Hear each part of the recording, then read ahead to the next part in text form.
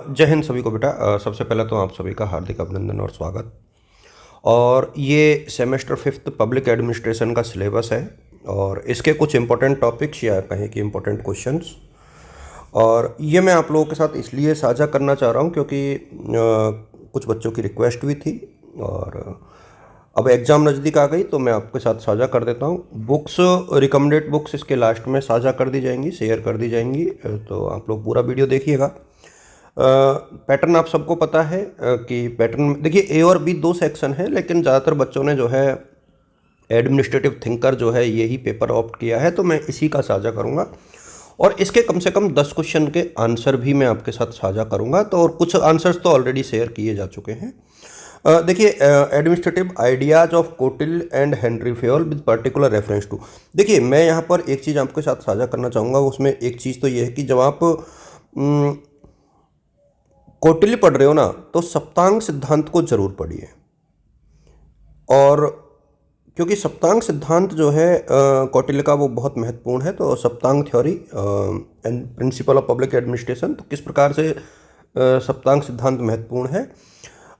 एक जो है एक क्वेश्चन ये बनता है कि रिलेवेंस ऑफ कौटिल्याज अर्थशास्त्र इन कंटेम्प्ररी पब्लिक एडमिनिस्ट्रेशन, यानी आधुनिक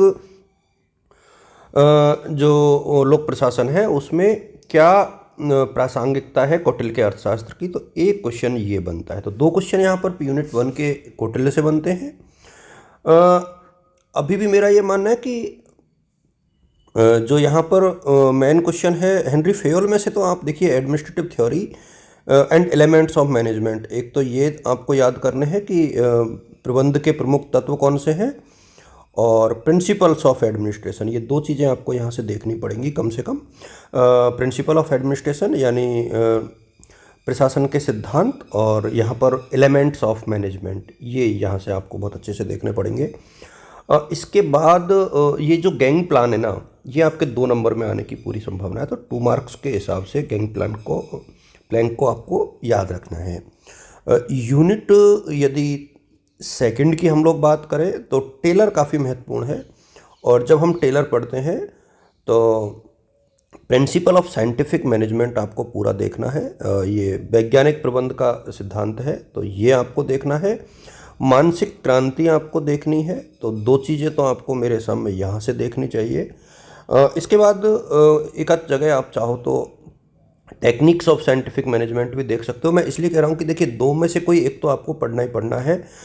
तो टेलर के यदि ये 3 चीज़ों को आप लोग पढ़ लोगे तो शायद क्वेश्चन यहाँ से मिल जाएगा।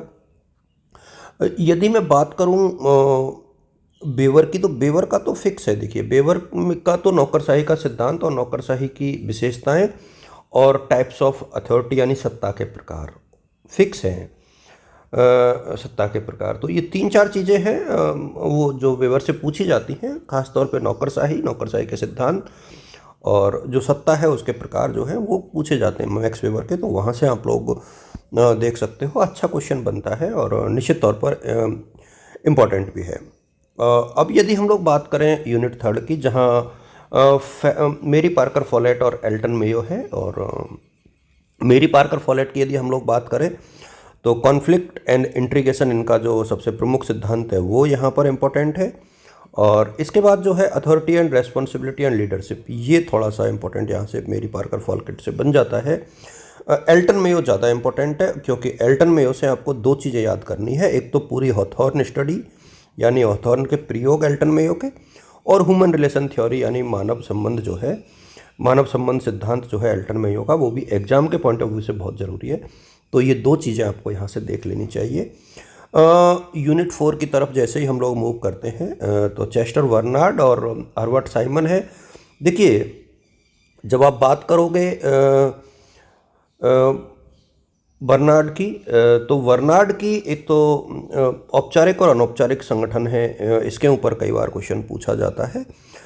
एक जो है कार्यपालिका के जो कार्य है उसके ऊपर क्वेश्चन पूछा जाता है। तो 2 जगह से क्वेश्चन आने की संभावना ज़्यादा रहती है। मैं बर्नार्ड की बात कर रहा हूँ। हर्बर्ट साइमन की जब आप बात करोगे तो हर्बर्ट साइमन का कॉन्सेप्ट ऑफ डिसीजन मेकिंग और स्टेज ऑफ डिसीजन मेकिंग, ये दोनों को आप लोग अच्छे से रीड करोगे तो हर्बर्ट साइमन अपने आप में जो है आपके लिए यूजफुल बन जाएगा। तो you can see it carefully.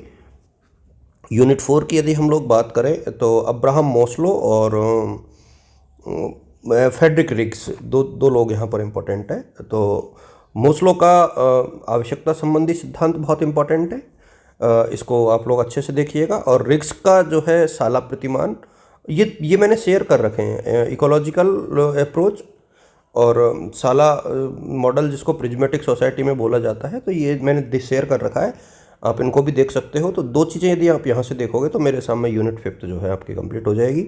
तो इस तरीके से आप लोग जो है देख सकते हो इसको।